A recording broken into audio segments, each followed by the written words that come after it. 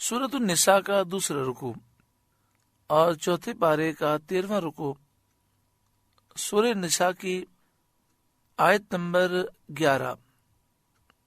یوصیکم اللہ فی اولادکم، اللہ تمہیں حکم دیتا ہے تمہاری اولاد کے بارے میں، یعنی اللہ تبارک و تعالی تمہیں وراثت کی تقسیم کے متعلق حکم دیتا ہے۔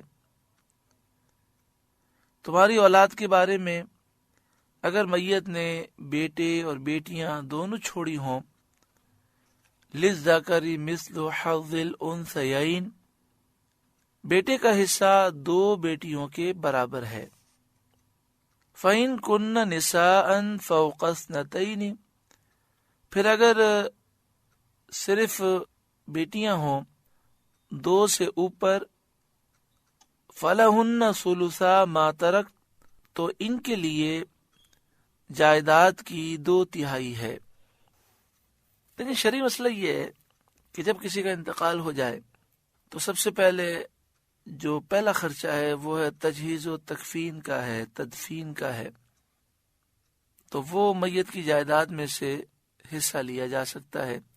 یعنی جو خرچہ تجہیز میں، تکفین میں اور دفن وغیرہ میں آتا ہے وہ میت کی جائیداد میں سے اسے لیا جا سکتا ہے، اور اگر کوئی وارث اپنے پیسوں سے کرنا چاہے تو بہت بڑی سعادت کی بات ہے۔ اس کے بعد دوسرا نمبر ہے جو میت پہ قرض ہے وہ جائیداد میں سے ادا کیا جائے۔ قرض ادا کرنے کے بعد جو جائیداد بچ جائے اس میں سے میت کی جائز وصیت پر عمل کیا جائے، اور میت نے جو وصیت کی ہے وہ اس کے مال میں سے 1/3 مال پر جاری ہو سکتی ہے۔ مثلا مثال کے طور پر ایک شخص ہے، اس کا انتقال ہوا اور اس کے پاس 5 لاکھ روپے ہیں، 2 لاکھ روپے اس کے قرض میں نکل گئے، اب بچے 3 لاکھ روپے، اور اس نے وصیت کی تھی کہ 1 لاکھ روپے میرے مرنے کے بعد مسجد میں دے دیجیے گا۔ تو اب چونکہ 3 لاکھ بچے ہیں اور 1 لاکھ وہ 1/3 ہے تو ہم دے سکتے ہیں، تو 1 لاکھ روپے مسجد میں دے دیے، اب 2 لاکھ بچے تو وہ ورثاء میں تقسیم ہوں گے۔ تو سب سے پہلے تجہیز و تکفین، پھر اس کے بعد میت پر جو قرضہ ہے وہ ادا کیا جائے، اس کے بعد جو اس کی جائز وصیت ہے وہ اس کے بچ جانے والے مال کے 1/3 مال میں جاری ہوگی۔ اس کے بعد ورثاء میں جائیداد تقسیم ہوگی۔ اب ورثاء میں جائیداد تقسیم ہو رہی ہے اور حال یہ ہے کہ مرنے والے کا اور کوئی رشتہ دار یعنی ماں باپ بھی نہیں ہے اور اس کی زوجہ بھی نہیں ہے، صرف اس کی اولاد ہے، لڑکے بھی ہیں اور لڑکیاں بھی ہیں۔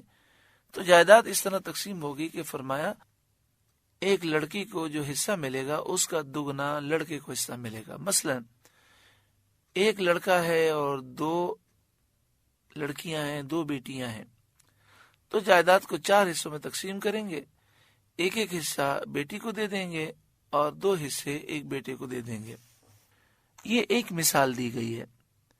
اور اگر میت کی صرف بیٹیاں ہوں اور وہ بیٹیاں 2 ہوں یا 2 سے زائد، یہاں پر تو فوقس نتائن کے الفاظ ہیں 2 سے اوپر، لیکن اجماع اس پر ہے کہ 2 بیٹیاں ہوں یا 2 سے اوپر ہوں اور بیٹے نہ ہوں تو کل جائیداد میں سے 2/3 بیٹیوں میں تقسیم کر دی جائے گی۔ 2/3 کا مطلب یہ ہے کہ جائیداد کے 3 حصے کیے جائیں، 2 حصے بیٹیوں میں تقسیم ہو جائیں گے، یہ تقریباً 66.67% بنتی ہے جائیداد کی۔ وَإِن كَانَتْ وَاحِدَةً فَلَهَا النِّصْفُ، اور اگر ایک لڑکی ہو تو اس کا آدھا، یعنی اگر مرنے والے کی صرف ایک ہی بیٹی ہے تو اسے کل جائیداد کا نصف دے دیا جائے گا۔ اب یہاں پر ایک مسئلہ اچھی طرح سمجھ لیں کہ اگر مرنے والے کی بیوہ بھی ہے اور ماں باپ بھی ہیں لیکن اولاد میں صرف بیٹیاں ہیں، تو اس کا اصول یاد رکھیں کہ بیٹی ایک ہے تو آدھی جائیداد اسے دی جائے گی، 2 بیٹیاں ہیں یا 2 سے زائد ہیں تو 2/3 جائیداد ان میں تقسیم ہوگی، اور اگر بیٹے بھی ہیں اور بیٹیاں بھی ہیں تو میت کے والدین کو اور بیوہ کو پہلے حصہ دیا جائے گا، اور پھر جو حصہ بچ جائے گا وہ حصہ بیٹے میں اور بیٹیوں میں اس طرح تقسیم ہوگا کہ بیٹی کو 1 حصہ اور بیٹے کو 2 حصے ملیں گے۔ میں یہاں پر یہ بھی وضاحت کر دوں کہ یہ جو مسائل بیان کیے جا رہے ہیں اس رکوع کو سمجھنے کے لیے ہیں۔ بہت سے مسائل ایسے ہیں جو آپ کی سمجھ میں نہیں آئیں گے، لیکن سننے کا فائدہ یہ حاصل ہوگا کہ اس سے یہ ذہن بن جائے گا کہ جب بھی کسی کا انتقال ہو تو کسی سنی صحیح العقیدہ مفتی سے رجوع کریں، دارالافتاء سے رجوع کریں، اور اس کی وراثت کی تقسیم کے قواعد سمجھ لیں، ان سے فتویٰ لے لیں کہ اتنے ورثہ ہیں، بتائیے کس کو کتنا حصہ دیا جائے گا۔ آگے ارشاد فرمایا ولی ابویہ لکل واحد منہما السدس مما ترک ان کان لہ ولد، اور میت کے ماں باپ کو ہر ایک کو اس کے ترکے سے چھٹا اگر میت کی اولاد ہو۔ ولی ابویہ میت کے والدین کے لیے، ماں باپ کے لیے، لکل واحد منہما والدین میں سے ہر ایک کو السدس چھٹا حصہ ہے، یعنی کل جائیداد کو 6 سے تقسیم کر دیں۔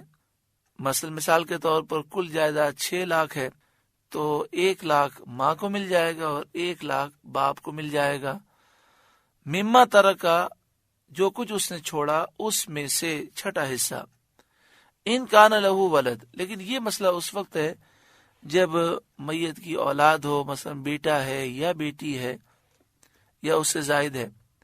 فَإِن لَّمْ يَكُن لَّهُ وَلَدٌ، پھر اگر میت کی اولاد نہ ہو، وَوَرِثَهُ أَبَوَاهُ، اور ماں باپ وہ چھوڑے، فَلِأُمِّهِ الثُّلُثُ، تو ماں کا 1/3 حصہ ہے۔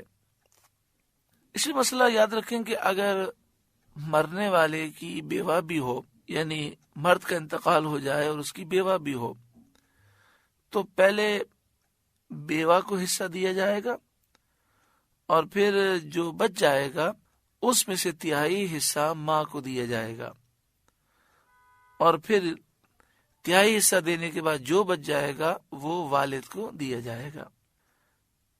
اسی طرح اگر عورت کا انتقال ہوتا ہے اور اس کا شوہر بھی ہے لیکن اولاد نہیں ہے اور ماں باپ بھی ہیں، تو سب سے پہلے ہم حصہ نکالیں گے شوہر کا، اور پھر جو جائیداد بچ جائے گی اس کا 1/3 ماں کو دیں گے اور باقی جو ہے وہ باپ کو دے دیں گے۔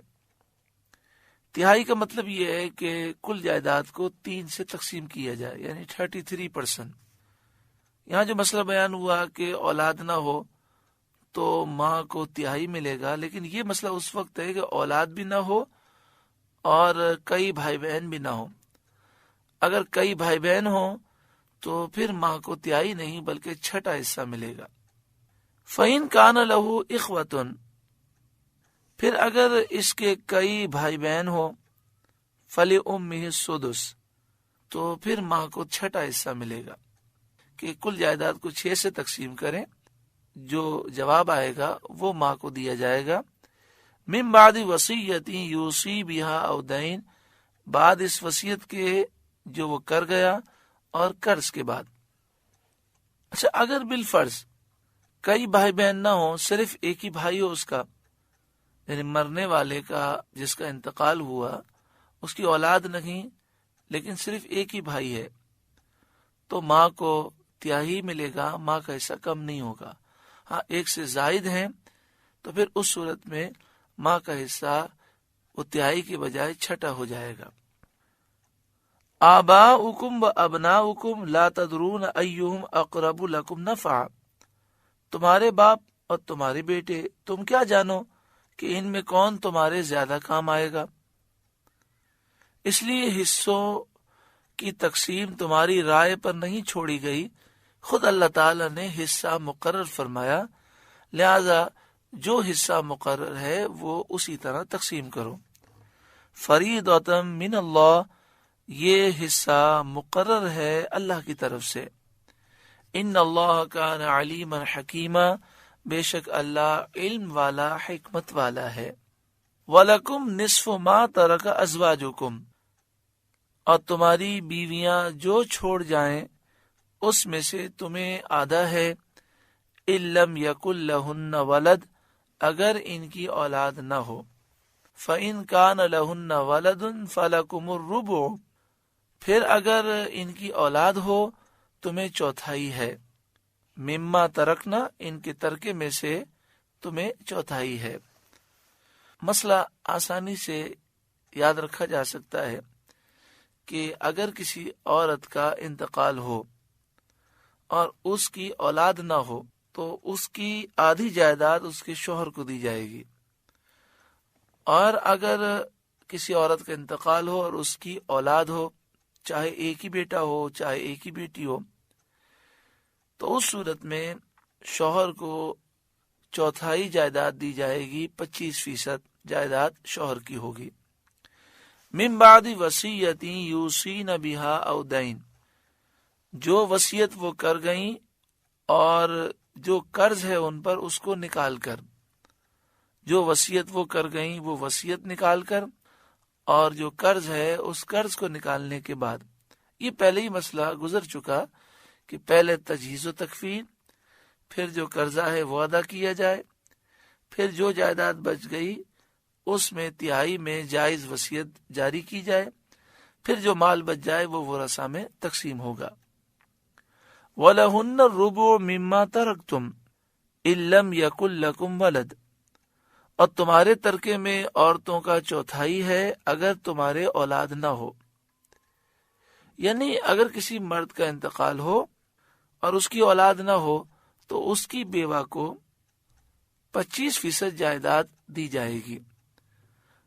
اگر اس نے ایک سے زائد شادیاں کی ہیں، مثلا اس کی 2 بیویاں ہیں یا 3 ہیں یا 4 ہیں، تو بھی کل جائیداد کا 25% ان میں برابر برابر تقسیم کر دیا جائے گا، اور اگر ایک ہی بیوی ہے تو 25% جائیداد ساری اسے دے دی جائے گی۔ فَإِن كَانَ لَكُمْ وَلَدٌ فَلَهُنَّ الثُّمُنُ مِمَّا تَرَكْتُمْ، پھر اگر تمہارے اولاد ہو تو ان کا تمہارے ترکے میں سے 8واں حصہ ہے۔ یعنی اگر کسی شخص کا انتقال ہو جائے اور اس کے ہاں اولاد بھی ہو، چاہے ایک ہی بیٹا ہو چاہے ایک ہی بیٹی ہو یا اس سے زائد ہو، تو اس کی بیوہ کے لیے 8واں حصہ ہے، یعنی 12.5% جائیداد میں سے حصہ بیوہ کو دیا جائے گا۔ ایک بیوی ہو تو اسے دے دیا جائے گا، اگر ایک سے زائد اس کی بیویاں ہوں تو یہ 12.5% جائیداد ان میں برابر برابر تقسیم کر دی جائے گی۔ مما ترکتم من بعد وصیت توصون بہا او دین، جو وصیت تم کر جاؤ وہ نکال کر اور قرض نکال کر، پھر جو جائیداد بچے گی وہ اس طرح تقسیم ہوگی۔ وَإِن كَانَ رَجُلٌ يُورَثُ كَلَالَةً أَوْ امْرَأَةٌ، اور اگر کسی ایسے مرد یا عورت کا ترکہ بٹتا ہو جس نے ماں باپ اولاد کچھ نہ چھوڑے، یعنی کسی ایسے شخص کا انتقال ہو گیا کہ اس کے ماں باپ بھی نہیں ہیں، اس کی اولاد بھی نہیں ہے، وَلَهُ أَخٌ أَوْ أُخْتٌ، اور اس کا ایک بھائی ہو یا ایک بہن ہو۔ یہاں بھائی اور بہن سے مراد ہے ماں شریک بھائی بہن، سگے بھائی بہن کی بات نہیں ہو رہی۔ مفسرین یہ بیان کرتے ہیں جو باپ شریک بھائی بہن ہیں ان کی بھی بات نہیں ہو رہی، اس کا ذکر آگے آ رہا ہے۔ یہاں پر جس اخن اور اختن کا ذکر ہے اس سے مراد ماں کی طرف سے، وَلَهُ أَخٌ أَوْ أُخْتٌ، اور ماں کی طرف سے اس کا بھائی یا بہن ہے، فَلِكُلِّ وَاحِدٍ مِّنْهُمَا السُّدُسُ، تو ان میں سے ہر ایک کو 6واں حصہ ہے، یعنی ایک ہی بھائی ہے یا ایک ہی بہن ہے اور وہ ماں شریک ہے، تو کل جائیداد میں سے 6واں حصہ اسے دے دیا جائے گا۔ فَإِن كَانُوا أَكْثَرَ مِنْ ذَلِكَ، پھر اگر وہ بھائی بہن ایک سے زیادہ ہوں، فَهُمْ شُرَكَاءُ فِي الثُّلُثِ، تو سب تہائی میں شریک ہیں.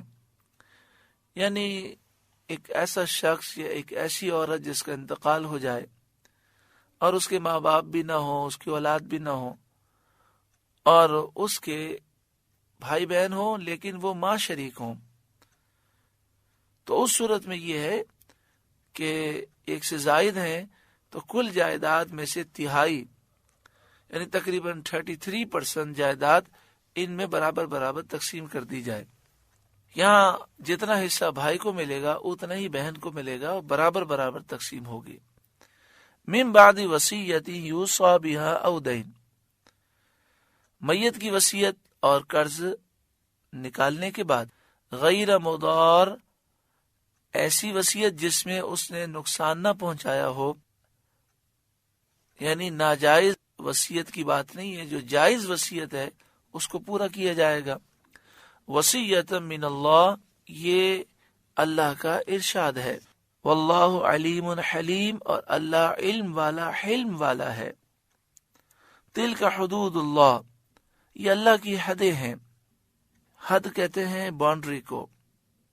جب باؤنڈری لگا دی جاتی ہے تو کہا جاتا ہے اس سے آگے مت بڑھنا. تلک حدود اللہ، یہ اللہ کی حدیں ہیں، یہ شریعت کی حدیں ہیں، اسی کے اندر رہو. وَمَن يُطِعِ اللَّهَ وَرَسُولَهُ يُدْخِلْهُ جَنَّاتٍ، اور جو اللہ کا حکم مانے اور اس کے رسول کا حکم مانے، يُدْخِلْهُ جَنَّاتٍ، اللہ اسے باغوں میں لے جائے گا، جنتوں میں داخل فرمائے گا. تجری من تحتها الانہار خالدین فیہا، جن کے نیچے نہریں رواں دواں ہیں، ہمیشہ وہ اس میں رہیں گے. وذالک الفوز العظیم، اور یہی بڑی کامیابی ہے. اللہ ایسی کامیابی ہم سب کو نصیب فرمائے. یہ کامیابی کنہیں نصیب ہوگی؟ یہ کامیابی انہیں نصیب ہوگی کہ جو اللہ اور اس کے رسول کی فرمانبرداری کریں اور شریعت کے حدود کا خیال کریں. وَمَن يَعْصِ اللَّهَ وَرَسُولَهُ، اور جو اللہ اور اس کے رسول کی نافرمانی کرے. وَيَتَعَدَّ حُدُودَهُ، اور اس کی تمام حدوں سے بڑھ جائے. يُدْخِلْهُ نَارًا، اللہ اسے آگ میں داخل کرے گا. خالداً فیہا، جس میں وہ ہمیشہ رہے گا. وَلَهُ عَذَابٌ مُّہِینٌ، اور اس کے لیے ذلت کا عذاب ہے. یہاں پر فرمایا گیا وَيَتَعَدَّ حُدُودَهُ، اور اس کی اللہ کی تمام حدوں کو وہ کراس کر جائے، اور تمام حدوں سے تجاوز کرنے والا کافر ہوتا ہے. اس لیے کہ مومن کیسا بھی گناہگار ہو، ایمان کی حد سے تو نہ گزرے گا.